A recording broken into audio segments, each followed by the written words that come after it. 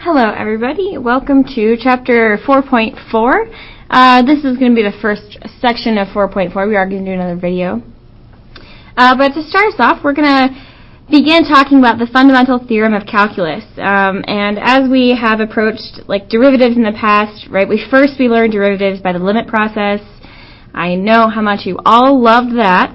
And then afterwards, we got to learn derivatives with the power rule, with chain rule, product rule, way easier ways, right? We're doing the same thing in this video with integrals.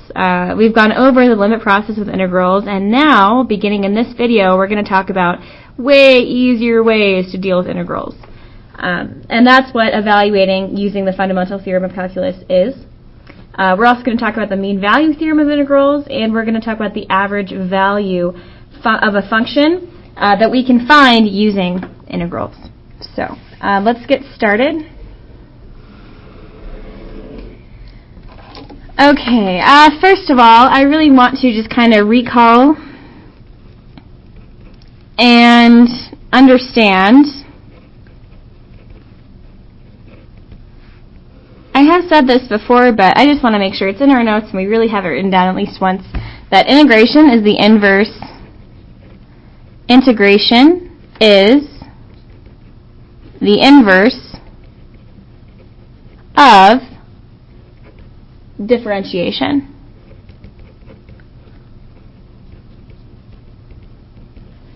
Okay. And now let's talk about that fundamental theorem of calculus. What this video is going to kind of be about. Fundamental theorem of calculus. And what this is, I'll write it out for you and then I'll explain it a little bit, is for every integral from a to b, from every definite integral, right, that are the bounds are defined, they have an a, they have a b. When we have a definite integral, we can evaluate it by taking the antiderivative, big F, of the first bound, of the second bound, b, and subtracting the antiderivative of the first bound, a. I want you to understand that, like I said, this piece is a definite integral. That's when this works, is when we have an a and we have a b. And this piece, this big F, is not the original function. It's the antiderivative. Derivative evaluated at those bounds, evaluated at the second bound minus the evaluation at the first bound. So that's what the theorem is. And I want to explain one more thing about this theorem. You may have noticed that there's no C. There's no C value included in our theorem, and that's because there doesn't need to be. I'm going to ask the question, why no C? Why no constant of integration? Well, here's why. If we were to take the integral of a function using this theorem, so evaluating the antiderivative f of b, and say we got the general antiderivative, right? The general antiderivative would have a plus c there. And then we subtracted the other general antiderivative at the a value, and we had the plus c there, the constant of integration there as well. What would happen here is the c's would cancel each other out, right? That minus would take care of it, and I get f of b minus big F of a. And that is why there is no c. Okay. Moving on. Let's try using this in a few different examples. So, let's say we had the following integrals. Let's say we had the integral from 1 to 2 of x squared minus 3 dx. Let's say we had the integral from 1 to 4 of 3 times radical x dx. And then let's say we had the integral from 0 to pi over 2 of secant squared x dx. Okay. Let's first start out here. If I were to take the antiderivative, right, and I got to leave off c, that's what we do now, we leave off c, then I would get x cubed over 3 minus 3x, right? That's just properties of general antiderivatives. And here's how I would write it. My first step would be to write it in these brackets, and then I put the bounds at the right side of the brackets. So I'm going to say from 1 to 2. And what that means is I'm now going to evaluate this antiderivative at these bounds. And when I do that, when I substitute in my b value here, I get 8 over 3, right? 2 cubed is 8 over 3, minus 3 times 2 is 6. And that, just to kind of highlight what's going on here with the fundamental theorem, that represents my f of my b value. And remember, the other part of the fundamental theorem of calculus says I have to subtract, so I'm going to subtract, and then I have to fill in next big F of a. So now I'm going to evaluate this at 1. And when I do that, when I throw a 1 in here, I get 1 cubed over 3, which is just 1/3. And I throw a 1 in here, and I get minus 3. Now, when I simplify that all out, that really is calculator work at this point. I get the answer negative 2/3, and that is it. The next one, I can begin by writing those brackets. And remember, if I had the radical x, that's actually the same thing as writing, I just kind of want to write this off to the side. This is the same as saying x to the 1/2. And now, visualizing this using the power rule of integration, if I added 1 to the top and put it over the same thing on the bottom, then what I'd have going on here is a 2 over 3 x to the 3/2, and remember I still had that 3 in front that was multiplied to everything. And right now I'm going to simplify this by crossing off the 3's top and bottom because they're the same. And I'm still evaluating from the bounds 1 to 4. And so now what I need to do first is my f of b. I'm going to evaluate this integral with a 4 in for x. So I'm going to have 2 times 4 to the 3/2. And I'm going to have minus 2 times 1 to the 3/2. And again, at this point, this is a calculator problem. We can kind of talk about it for a second. Here, if I did 4 cubed, I'd get 64. And 64 then to the 1/2 would be 8, right? Square root of 64 would be 8, and 8 times 2 would be 16. This would be 2, and 16 minus 2 would get me 14 as my answer. Over here, again, start by taking the antiderivative. The antiderivative of secant squared x is going to be tangent x. And the bounds I'm going to evaluate this at are going to be 0 and pi over 2. Remember, I do pi over 2 first because that's my b. So I'm going to say tangent of pi over 2 minus tangent of 0. And when I simplify that, tangent pi over 2 happens where I have a radical 2 over 2 for both cosine and sine. So when I put the same thing over the same thing, right, sine over cosine, I end up getting, I'll just kind of write this part out, what I'm saying, over radical 2. Remember, if I ever have the same thing on top and the same thing on bottom in algebra, that really just becomes the number 1. And then here, tangent of 0 is just incidentally 0, so I get 1 minus 0, which is 1. And that's it. We've evaluated 3 integrals using the fundamental theorem of calculus. Remember, this is what I kind of goofed up and I showed you at the beginning, but now you can really appreciate how much easier this is than using the limit process. Let's now talk about an absolute value example. We'll do that next. So we'll say example, absolute value. Absolute value. Okay. And let's say we were asked to take the integral from 0 to 2 of an absolute value function 2x minus 1.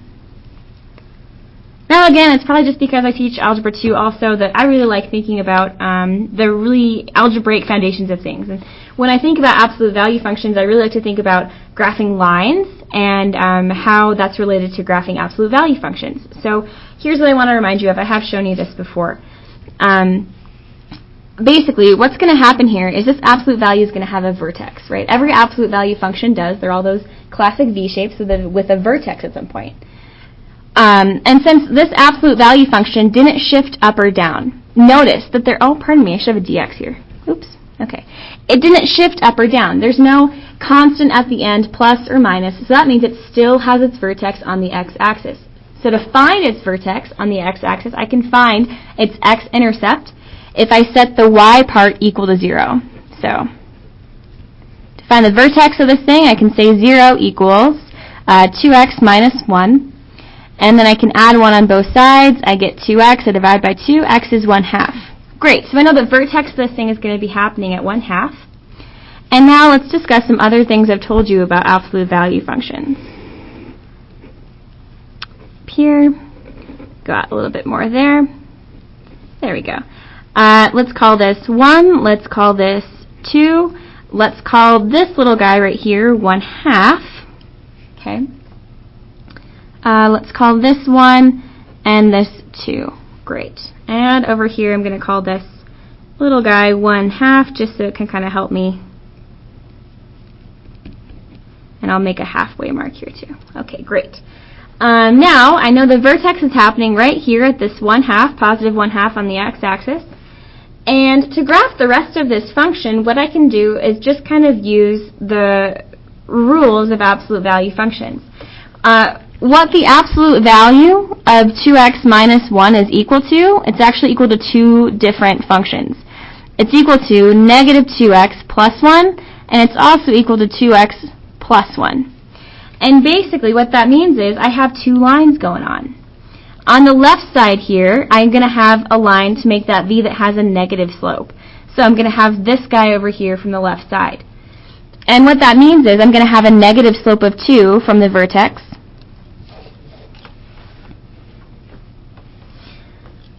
From here at the y-intercept of this line, right, it would go down to over 1. And so that's how this line would start working. Again, from this side of the vertex, I just graphed the negative 2x plus 1. What makes up the rest of my absolute value function is the line 2x plus 1. So positive 2x plus 1. Or I'm sorry, negative 2x. No? What am I doing wrong here?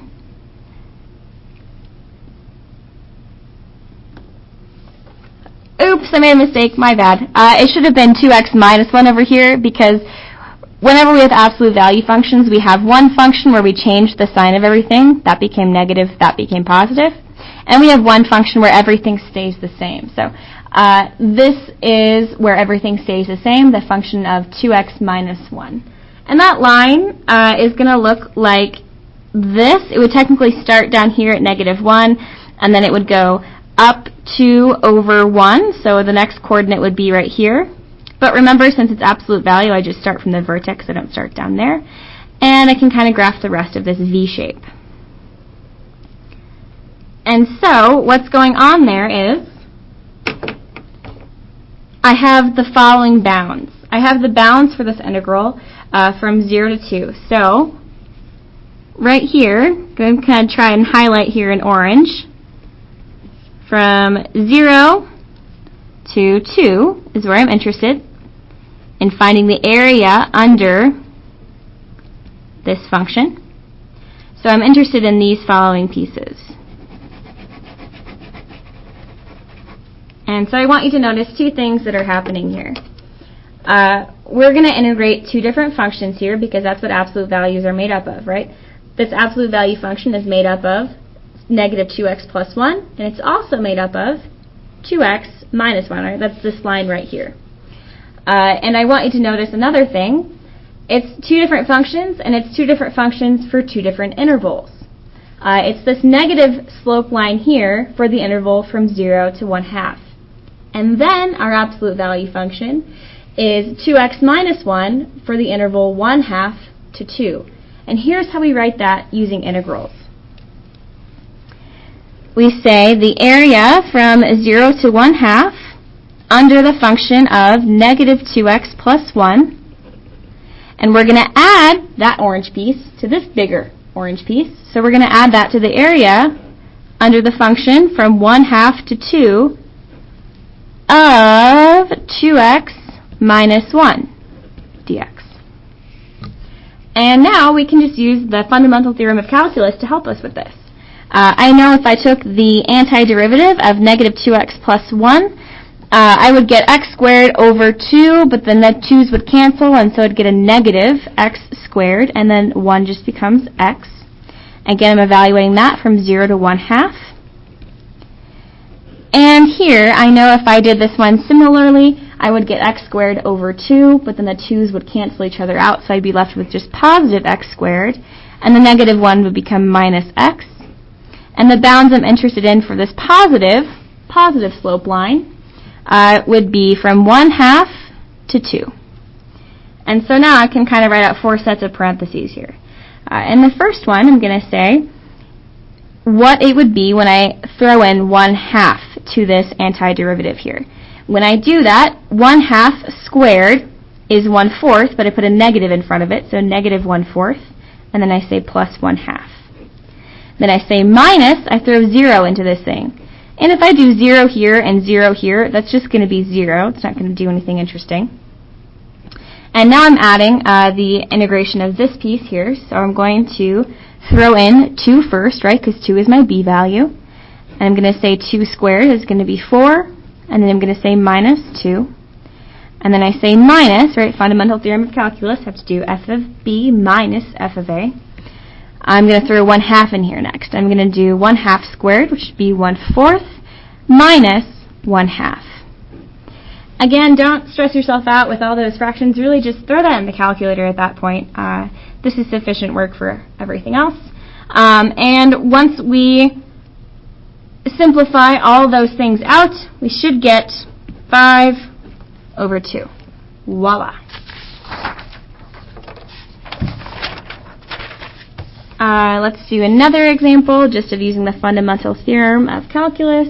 So let's say we were looking from 1 to e, right, Euler's number there, for the function 1 over x dx. And when we take the integral here, we start by taking the antiderivative of 1 over x, which is going to get us natural log x. And now we can see why it's interesting that e is one of our bounds. And again, the bounds are from 1 to e. Now I'm going to fundamental theorem of calculus. I'm going to throw e in there first. I'm going to take natural log of e minus now natural log of 1. Natural log of e is just 1, and then any like log with the 1 in front is just 0, right? Because anything to the 0 power is always 1. So that's just a property we should know. And now, pretty easy, 1 minus 0 is just 1. So that's the fundamental theorem. Now let's talk about the mean value theorem for integrals. Mean value theorem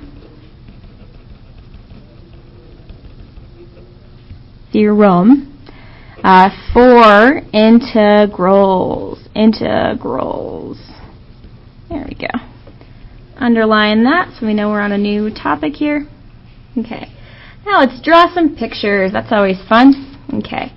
We're going to take a look at just a really quick example. So if I had some nice little curvy function, I don't know, maybe it looks like this. And on my x-axis I was looking from some a value to some b value. What I could do with the area of this curve is I could underestimate it from a to b by drawing a rectangle. I could underestimate the area here by drawing a rectangle that is inscribed. rectangle. And then, kind of leave yourself some room here because we're going to put something in the middle. But over here, similarly, if I have that same curve, I might not be the best at recreating it, but I'll give it my best shot. Maybe it looks like that. Okay, great. And so, still looking from A to B on this curve. Another way I could find the area is to over-approximate it. So maybe I have a rectangle this time that goes kind of over and maybe touches more on the right corner of things than the left. Okay. And again, here is the area of that rectangle. And again, we've talked about often in here now about how when we do this, we are clearly not getting the whole area under the curve here. And over here, when we're circumscribing, I can say circumscribed rectangle.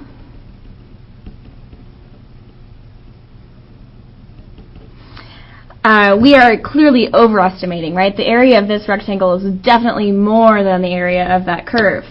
But what's interesting about this is that if we can do this, if we can at the same time find an under approximation and an over approximation for a function's area under a curve, then what's pretty cool is in that same interval, I guess it doesn't matter that I put arrows on there. Oh well. Same curve, right? Same A, same B. There does exist some value between underestimating it and between overestimating it that I actually get the exact correct area. And maybe that happens like right here, when my rectangle is about this big. Not really sure what it would look like exactly, but this proves my point. Somewhere between underestimating and overestimating, there does exist an exact rectangle that is exactly the same area as the area under this curve. And that will happen at some C value. So draw a little dotted line down, and that would happen at some C value between A and B. Okay, right? Again, that's where these rectangles come from, isn't it? From using, here would be like the A value as the height of this rectangle, and here to come from using the B value as the height of this rectangle. And so there does exist some C value, some other height between A and B for that rectangle that has the exact area under the curve. And that kind of brings us to the mean value theorem for integration. So I'm going to write MVT, but that's what I'm saying, mean value theorem. I'm going to say for integration. And here it is. It says that if f, fancy f, is continuous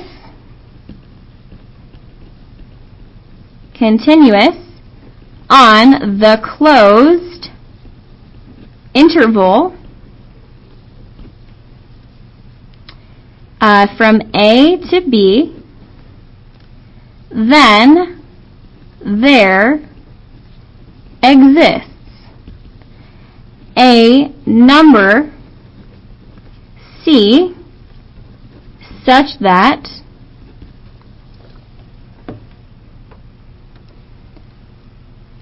the integral, I should maybe do this down here, okay. Integral from A to B of f of x dx is equal to f at that C value, at whatever that C value happens to be, times B minus A. And again, where this comes from is the fact that the heights are the only pieces of these rectangles that changed. The widths were always the same.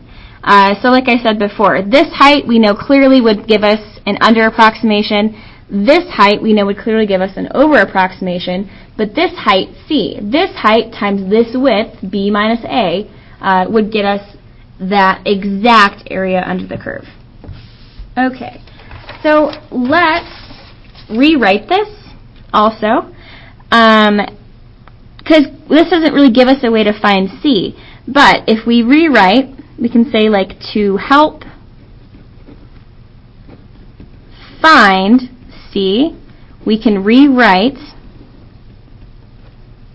and we can say that f of c is 1 over b minus a. That's how I would get rid of that to move it over to the other side of the equation. Times the integral from a to b of f of x dx. Okay, so now this is just isolating f of c. Let's use an example to illustrate this. So, let's say we are asked to find the value of c guaranteed, it's always a fun word to spell, guaranteed by the MVT, right, mean value theorem, for integrals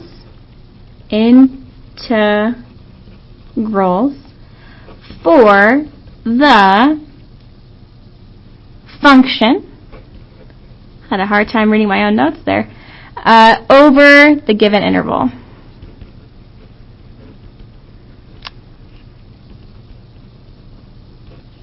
Okay, and here we are. Let's say f of x equals x cubed, and we're looking at the interval from 0 to 3.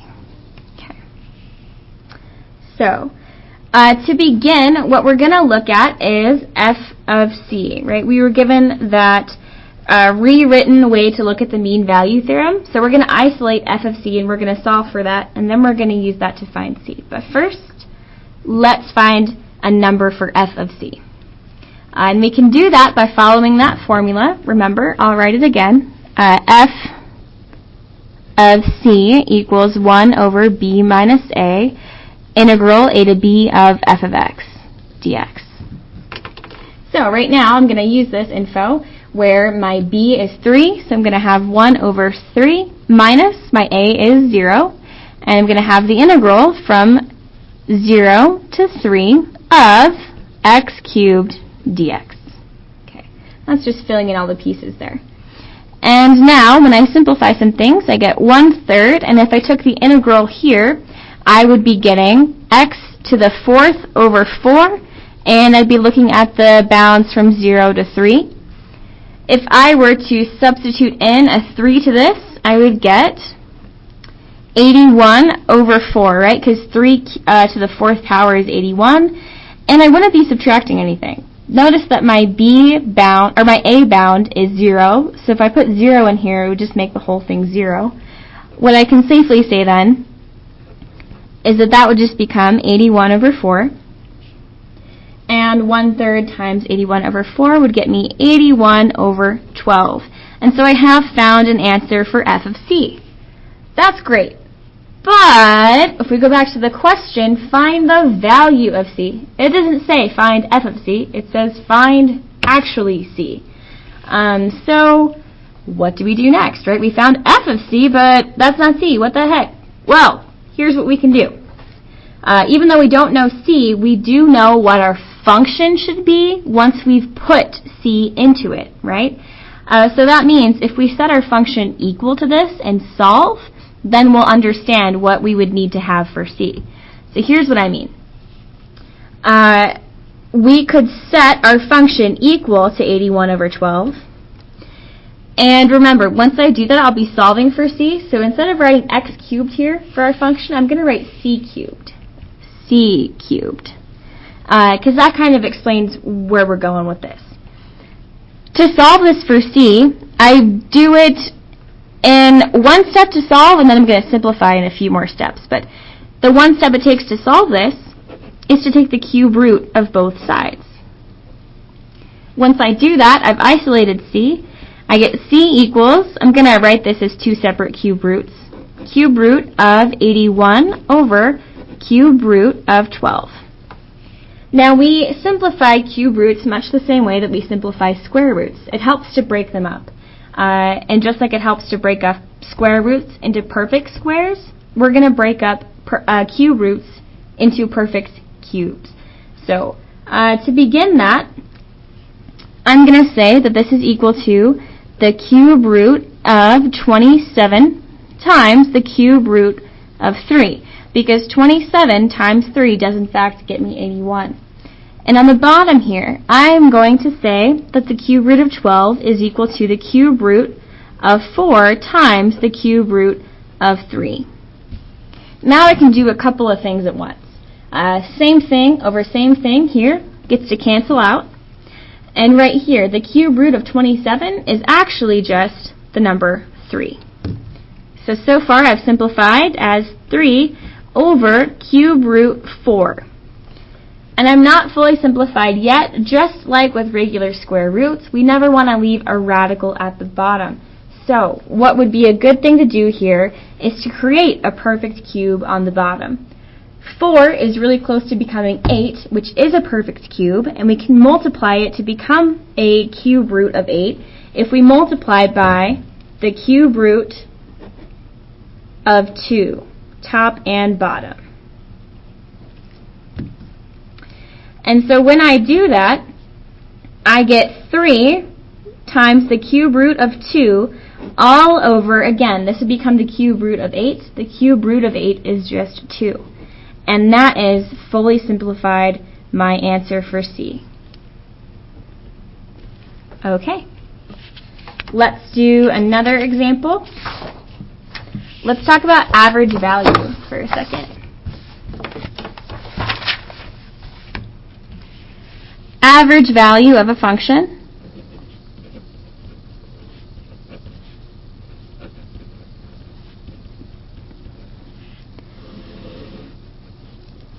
check it out. It is kind of just like we did, but one less step, which is kind of nice.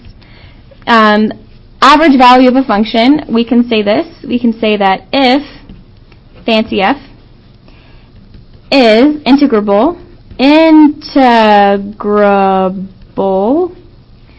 on the closed interval from A to B, then the average value of fancy f on the interval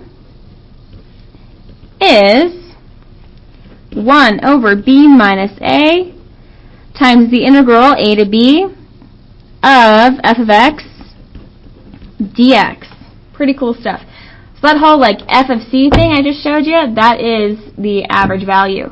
And I want to draw a picture of what average value means. Okay.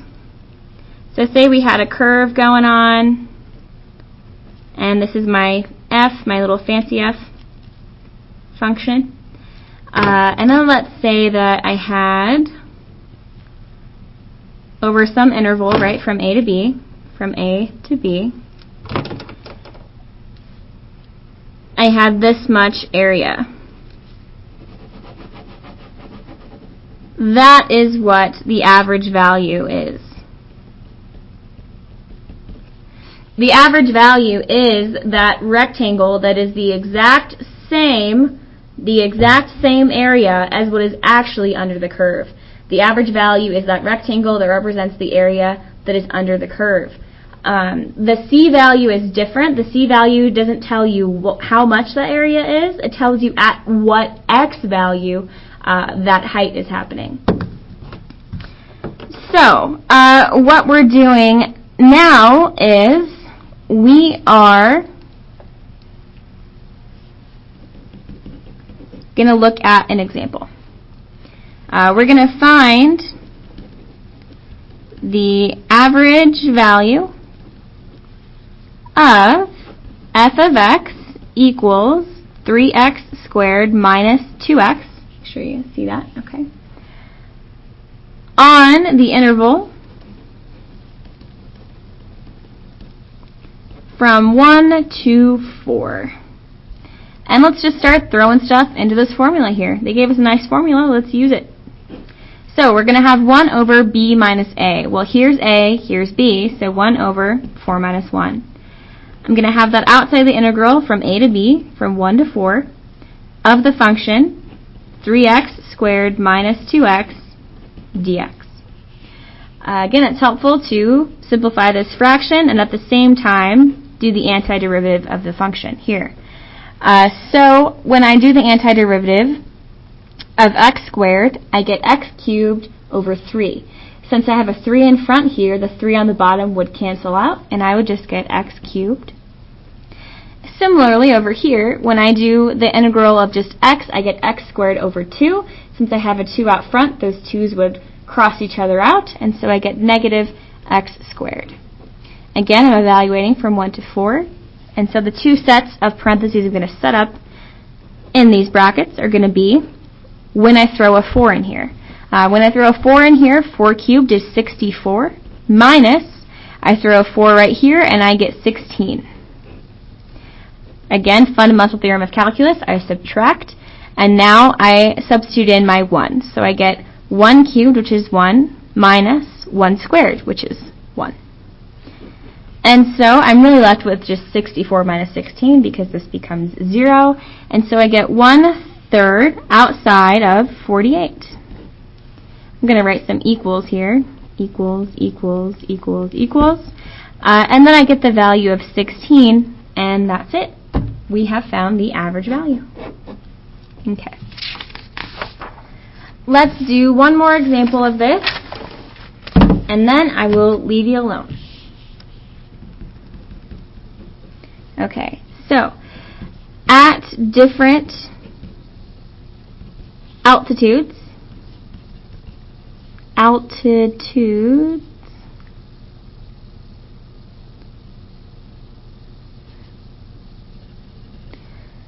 in Earth's atmosphere. It's always fun to learn about the planet we live on.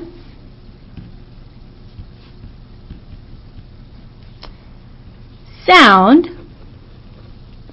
travels at, oh, can you see that okay? There we go. Different speeds. The speed of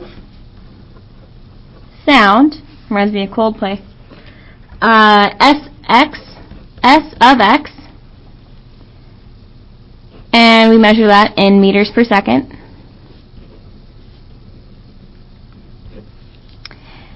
Can be modeled by this lovely piecewise. You ready for it? Here it is. S of x equals, give yourself some room. There's a lot here. Negative 4x plus 341, and it is that function from 0 to 11.5. Then it's just the constant 295, and it's 295 from 11.5 until 22. Then it becomes 3/4 x plus 278.5, and it does that from 22 until 32. Pardon me, there shouldn't be an or equal to here. Make sure that isn't there. It should just be less than. Okay. And then it is the function 3/2 x plus 254.5, and it is that from 32 until 50, less than. Okay. And then it is 1, 2, 3, 4, 5. Okay. It is negative 3/2 x plus 404.5 from 50 until 80. That one should have an or equal to there. Okay. So that's fun. So where x is the altitude,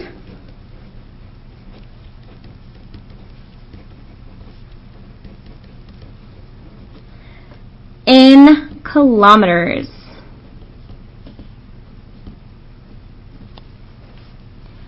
And we are answering the question, what is the average speed of sound over the interval from 0 to 80. Okay. Now, I am going to give myself more room with another page, but that's the question that we're going to be focusing on right now. Basically, what we can do, the name of the game here, is to integrate each piece. We know that to solve this problem, to find the average value, we're eventually going to have to do 1 over b minus a and the integral from a to b of s of x. However, integrating s of x, I'm going to kind of like highlight that in another color, this is what's going to be the most complicated part of this problem because there's so many pieces to it. But it's not that bad, it's just going to be a lot of simplifying. What we need to do is simplify or integrate each interval that it gave us. It gave one from 0 to 11.5, from 11.5 to 22, from 22 to 32, 32 to 50, and 50 to 80. And so what we'll do is we'll integrate each function over the interval that it gave us. And here's what I mean. It gave us, for the interval from 0 to 11.5, the function negative 4x plus 341. So that's what I'm integrating. And then I'm going to integrate from 11.5, right, picking up right where I left off, to 22, the function it gave me, which was 295. And then, starting at 22, going to 32, the function of my piecewise was 3/4 x plus 278.5. And then, once more, from 32 to 50, I am integrating the function 3/2 x plus 254.5 dx. And then, lastly, from 50 to 80, now we're at the end of that interval, 50 to 80, I'm integrating the function negative 3/2 x plus 404.5. And now we're going to use the fundamental theorem of calculus to integrate each one of these things. And when I set these up, though, I'm not going to go through all the algebra to get there. What I would like you to do is just kind of go through that on your own, because it's going to take a lot of time, and this video is already pretty long. So what I will do is set up the antiderivatives for you. If I took the antiderivative of this, I would get x squared over 2 times negative 4. However, a negative 4 over a 2 would cancel to become just a negative 2 x squared. And then 341, I just put an x at the end of that. And again, I would be integrating from 0 to 11.5 there. Here, for 295, that one's pretty nice. Just becomes 295x. And you're evaluating that from 11.5 to 22. Over here, 3/4 x. So x, the x piece, would become x squared over 2. And if I multiplied the denominator here, I'd get 8. So I'm actually going to get 3x squared over 8 plus 278.5x. And then I'd be evaluating that from 22 to 32. And here, again, kind of like the same thing, I would be getting x squared over 2. The 2 times the 2 on the bottom would get me a 4. And so I get 3x squared plus 254.5x. And that would be evaluated from 32 to 50. And then here I would get a negative, this time, 3x squared over 4 plus 404.5x. And that would be going from 50 to 80. Again, I'll give you the answers here of what those will simplify out to be. We would first get 3,657. Then it would be 3,997 and a half. We'd get 2,987 and a half. and here we'd get 5,688, and lastly it would be 9,210. And here's what we have to do. To find the total integration rate, to fill in this piece of the average value, I just have to add all these separate integrals. And when I do that, I'm going to write that direction in. So from 0 to 80, the integral of s of x dx is equal to all of that stuff, right? Like add it up. Add it up. And when we do that, we get the number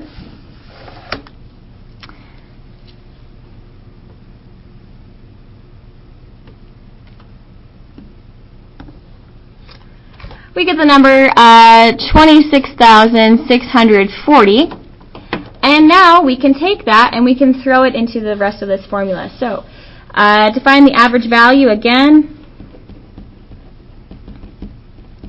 I need to do that 1 over b minus a. Well, remember, b originally was 80, and then I had 0 as my a, so 80 minus 0 would just be 80.